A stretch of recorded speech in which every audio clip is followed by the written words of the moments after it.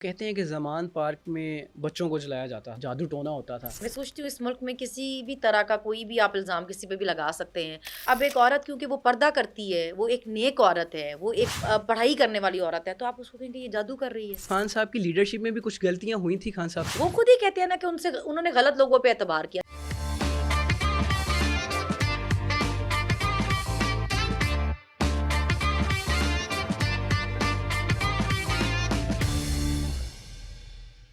अगर हमने तो यही देखा है कि जिनको भी रिलीज़ किया गया, किसी न किसी ऑफ़र के तहत छोड़ा गया।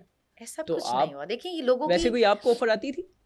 हमें तो मुझे अकेली को नहीं आती थी। देखिए इस तरह होता था जैसे जब हम लोग बाहर बोलते बहुत थे तो हमारे घर वालों को वार्निंग्स जाती होती थी कि इनको बोलें कि मुँह बंद कर लें, चुप हो जाएँ थोड़ी देर के लिए। अगर ये चुप हो जाएँगी तो फिर इनके मामले आसान हो जाएँगे। हुँ। जैसे हम जब दूसरी जेलों में भी थे, देखिए ये खान साहब की शक्ल वाली प्रिंट वाली कपड़े पहनाते हैं, इनको बोले ये ना पहना करें। देखिए ये नारे लगाते हैं, इनको बोले ये ना किया करें। देखिए ये तस्वीरें खींचते हैं, इनको बोले ये ना किया करें।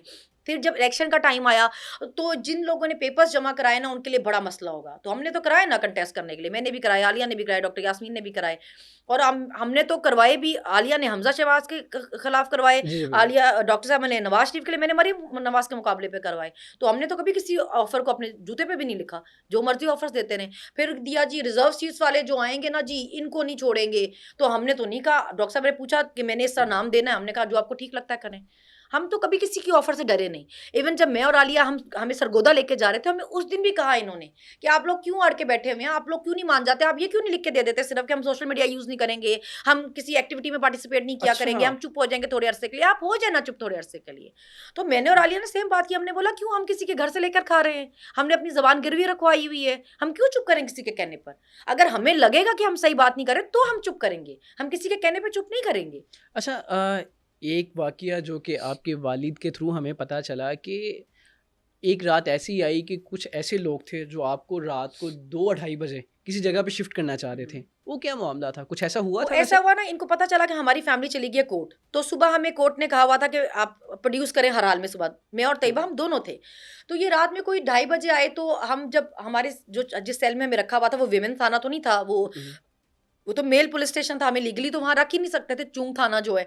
जी, जी। तो जब हम वहाँ से निकले तो हमने बाहर जो वॉल क्लॉक लगी हुई थी उसपे हमने देखा तो ढाई बज रहे थे रात के। तो हमने उनको बोला कि एक तो रात के ढाई बज रहे हैं, हम हमें इस वक़्त कहाँ लेके जा रहे हैं? दूसरा आप सब मेल हैं, आपके साथ कोई फीमेल पुलिस तो है ही नहीं, तो हम कोई अनपढ़ तो नहीं है, इतने तो हमें हमारे राइट्स पता है कि आप हमें नहीं लेके जा सकते हैं। इस हुँ। टाइम भी नहीं जा सकते और मर्द तो बिल्कुल भी नहीं लेके जा सकते हैं, तो अब हमें कहाँ लेके जा रहे हैं? हम नहीं जाते। वो कहने लगे कि देखें फिर अब हमें ज़बरदस्ती पे मजबूर ना करें, हम आपको इस खींच के ले जाएँगे। हमने कहा तो फिर लेके जाओ खींच कर, हम नहीं जा रहे।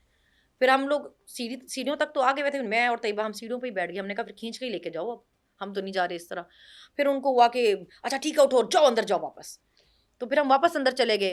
फिर वो वापस आधा 1 घंटे बाद उन्होंने हमें वापस बुलाया कि आप बाहर आएँ वापस। हमने कहा जी बाहर अभी कहाँ आएँ वापस, हम नहीं जाएँगे। नहीं हम इधर ही हैं, आपसे कुछ इन्वेस्टिगेशन करनी है। फिर वो 2nd फ्लोर पे हमको ऊपर लेकर गए, कोई रूम था 2nd फ्लोर पे उनका। और फिर वो बाहर भी 2 उन्होंने खड़े किए हुए थे। फिर हम जब रूम में अंदर गए तो वो एक साहब जो थे वो चारपाई पे लेटे हुए थे, जो आए हुए थे तो मैंने उनको हम गए अंदर, हमने उन्हें बोला और वो दरवाज़ा उन्होंने बंद किया, वो कहने लगे घबराओ मत, हमने इन्वेस्टिगेशन करनी है सिर्फ, बैठ जाओ दोनों। हाँ, बताओ क्या आप हुआ और है? कौन थी? मैं और तैयबा ना। अच्छा। हाँ, तुम लोग क्या करने गए थे वहाँ? तुम्हें किसने कहा था? पार्टी में किस-किस को जानते हो? हमने बोला हम तो भाई किसी को नहीं जानते हैं। हुँ, हम तो सोशल मीडिया और वो भी हमारे अपने-अपने प्राइवेट पेजेज़ हैं, हम कोई किसी टीम के मेंबर नहीं हैं। हुँ, हमने किसी के कहने पे क्यों जाना था? पीटीआई वालों की तो ये एक बात है, अगर वो कोई भी उनकी टीम का मेंबर है, तो वो नोटिफ़िकेशन निकलता है और वो अपने सोशल मीडिया पे लगाते हैं कि ये हुँ। हमारी टीम के मेंबर है। आप हमें दिखा दें कोई ऐसा नोटिफ़िकेशन है, तो हम तो किसी टीम के मेंबर नहीं हैं। और अच्छा नहीं तो फिर आपको किसने कहा वहाँ जाने के लिए? हमने कहा हमें किसी ने नहीं कहा जाने के लिए, हमें सिर्फ़ बताया था उन्होंने कि यहाँ प्रोटेस्ट है, हम यहाँ जा रहे हैं। तो हम तो किसी ने नहीं बताया, तो हम तो किसी के कहने पे नहीं गए, ना हमने कुछ किया है वहाँ पे। अच्छा, कोई ऐसा वाक़या जेल में हुआ है कि आज भी याद आता है तो आप कहती हैं कि इससे घटिया वाक़या कोई नहीं हो सकता? कि मुझे ज़ाती तौर पे लगता है कि क्या ऐसा भी कोई कर सकता है? जेल में उन्होंने ये किया कि कोई एक हम जब कोर्ट गए तो वहाँ पे कोई एक किसी ने हमारा वीडियो बनी, हमने बयान जो दिया तो वो जब लगा तो उनको लगा कि हमने जेल में से रिकॉर्डिंग करके भेजी है। तो वो रात में कोई ढाई 3 बजे आ गए, उन्होंने हमें मौसम भी ठंडा था तब उन्होंने हमें बोला इसी तरह बाहर निकलो अपनी सेल से सारी, और जूते भी नहीं उन्होंने पहने दिए, उन्होंने नंगे पैर हमें सर्दी में बाहर ही खड़ा कर दिया और उन्होंने बोला कि सारे इनके सेल की तलाशी होगी, एक-एक चीज़ की तलाशी होगी। इवन जो पैक हमारा खाने-पीने वाला सामान था घर से आया हुआ, वो भी सारा खोल खोल के वो फेंक के चले गए, बिस्किट्स या जो भी चीज़ें थी। उन्होंने इतना रिस्क भी ज़ाया किया सारा, और बहुत मतलब बाहर खड़ा रखा नंगे पैर के, जी तलाशी हो रही है, और हम पूछें कि किस चीज़ की तलाशी हो रही है, क्या ढूंढ रहे हैं आप, हमें भी तो बताया ना। तो जवाब भी कोई ना दे, फिर साथ साथ वीडियो बनाते रहे कि हमने इस तरह इनको खड़ा किया हुआ है और इस तरह करके। सेल में तो वो कैमरास लगे नहीं होते वैसे? नहीं नहीं, वेमेन साइड बैरक में में कैमरा गालिबन? नहीं होते, अच्छा, कहीं कैमरास पे भी नहीं है। नहीं होते, अंदर वैसे नहीं होते, बाहर तक होते हैं। ओके। अच्छा मैम, आपके माशाल्लाह एक बेटा और एक बेटी जी। हैं, तो बच्चों को भी तो मिस करती होंगी? ऑब्वियसली मिस करते थे, क्यों मिस नहीं करना था। मेरी बेटी और मेरे बेटा जो है, लेकिन देखिए बच्चे जो होते हैं ना, वो भी जब ऐसे हालातों में होते हैं तो वो भी फिर लड़ना सीख जाते हैं। बच्चे, मेरे मेरे बच्चों ने मुझे बहुत सपोर्ट किया, उन्होंने बहुत बहादुरी दिखाई। बल्कि जब वो मेरे से मिलने आते थे, मैं उनको पूछती थी आप ये कैसे किया? वो कहते थे बस हमने कर लिया मम्मा, आप ना परेशान हो, हमने कर लिया।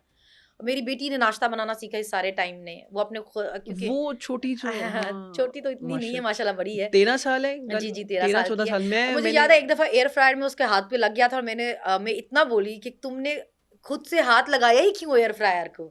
तो मुझे अम्मा ने बताया तुम्हारी बेटी अब अपना नाश्ता खुद बनाती है और अपने भाई को भी खुद नाश्ता बना के देती है, माशाल्लाह। क्योंकि मैं किसी एक कोर्ट में होती हूँ, तुम्हारे अब्बू किसी एक कोर्ट में होते हैं, बच्चे घर पे अकेले होते हैं। वापसी पर कुछ बना के खाया है उनके हाथों से? मुझे तो बिल्कुल पसंद ही नहीं है कि मेरी बेटी चूल्हे के पास भी जाए। अच्छा, माशाल्लाह। मुझे बिल्कुल पसंद नहीं है। मैं उसको कहती हूँ कि जो आपका करने का काम है आप करो, पढ़ो जाके, और हाँ। ये काम करने के लिए कोई, और मैं खुद भी कर लूँगी, कोई मसला नहीं, और कोई और भी कर लेगा। हाँ, बस ये हम इसको इधर वाइंड अप कर देते हैं, जी। आपकी जो जेल की है, और ये आपने क्लियर कर दिया कि मुझे कोई ऑफ़र नहीं दी। अगर ऑफ़र दी भी है तो मैंने उसको डिनाई कर दिया और मैं किसी नहीं, ऑफ़र नहीं, के मैंने तहत मैंने नहीं, हम हाँ, सब ने, हर कोई बंदी भी जेल की किसी ऑफर के तहत बाहर नहीं आए। देखिए, जेल में एक दिन रहना भी आसान नहीं है। जब आप हुँ, इस तरह की बातें करते हैं ना, कि कोई जो 6 महीने रह के गई है, या 7 महीने, या 8 महीने, या 9 महीने, या 14 महीने, या 17 महीने, तो ये आप उनकी कुर्बानी को ज़ाया करते हैं। हुँ, उन्होंने अपने छोटे-छोटे बच्चों के बगैर वहाँ पे बहुत मुश्किल टाइम देखा है। उनको इस तरह डिसरिस्पेक्ट करना, ये कह के कि ये सारी डीले करके गई हैं या बातचीत करके गई हैं, ये बहुत मुझे लगता है बुरी बात है। अच्छा मैम, मैंने ये आपके बारे में स्टेटमेंट सुनी, आपके फ़ादर से सुनी कि आप महाना 70 लाख रुपए कमाती हैं।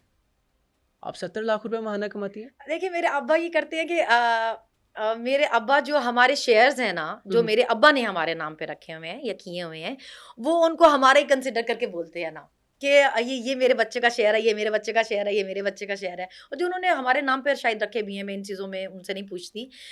तो वो ही बताते हैं कि ये इतना, इतना, इतना अर्न करती है, और इतना, मैं एक टैक्स पेयर हूँ क्योंकि ये इतना टैक्स जाता है। हमारे नाम पे ही चीज़ें रखी हैं उन्होंने, जो जो बेसिकली अर्न तो वैसे उन्होंने बिज़नेस की है क्या है ना। उनका? मेरे बाबा इंश्योरेंस कंपनी में ब्रांच हेड भी हैं, उनके ओके। शेयर भी, उन्होंने उनके शेयर होल्डर भी हैं, तो वो उनके आप तो बहुत उनकी अमीर बहुत हैं, फिर सारी 70 लाख महाना कमाती हैं। मैं नहीं कमाती हूँ, मेरे अब्बा अर्न करते हैं ना, तो वो अपनी जो लेकिन अर्निंग है आते तो उसको आपके अकाउंट में ही है तो ना? हमारे नाम से ही बताते हैं ना, वो हम बहन अभी भाइयों का जो शेयर है वो आप पे हमारे तो नाम से अनकरीब फिर बताते एक और केस बनना चाहिए जो कि एफबीआर का। ये एक्चुअली हुआ ये ना, उन्होंने हमें बोला कि अच्छा, देखिए, हमने इनका एक बार रिमांड और लेना है, क्योंकि हमने इनके असासे चेक करने हैं। तो मैंने उनको बोला भाई कि मेरा जो इलेक्शन कमीशन का केस है ना, वो सुप्रीम कोर्ट तक गया है, और सुप्रीम कोर्ट में उन्होंने एक एक चीज मेरी जो है ना ढूंढी है, कि किसी तरह कोई चीज ऐसी मिल जाए जो इसकी हमें लगे और हम इसकी डिस्क्वालीफाई करवा मतलब सकें। कि ये हो गया कि 70 लाख जो आपके अकाउंट में थे वो देखिए, लीगल हैं। सब कुछ लीगल है। देखिए, मेरी ओके। जो भी अर्निंग है, या मेरे नाम पे मेरे अब्बू ने रखा हो, या जो भी कुछ मेरे नाम पे है, वो सब शो हुआ है। और मुझे कोई ये मुल्क का कोई मजाक तो नहीं है कि मैं सुप्रीम कोर्ट तक गई और वहां से मैं अगर अलाउ किया सुप्रीम कोर्ट ने मुझे कि ये बिल्कुल एलिजिबल है, ये लड़ सकती है इलेक्शन, तो वो सारी चीजें गई हैं, चेक हुई हैं, डबल चेक। मेरे मेरे केस के लिए तो पूरी पंजाब हुकूमत के लॉयर जाते होते थे, अटॉर्नी जनरल जाता होता था, अच्छा, और के कोई 70 वकील जाता होता था पंजाब हुकूमत का, मुझे डिस्क्वालीफाई कराने के लिए। तो आपको लगता है कि उन्होंने कब मेहनत की होगी मेरी चीज़ें ढूँढने के लिए? वो तो मेरे ऐसे-ऐसे प्लॉट निकाल के ले आए थे जो मेरे नाम पे थे भी नहीं। तो तो आपको तो खुश होना चाहिए। हाँ, फ्री में मैंने आपके बोला वो ये जो है प्लॉट मुझे बता ही दो है कहाँ पे मेरे। मैं कब्ज़ा तो करूँ जाके इस पे, थोड़ी-सी कब्ज़ा ग्रुप में भी हो जाऊँ।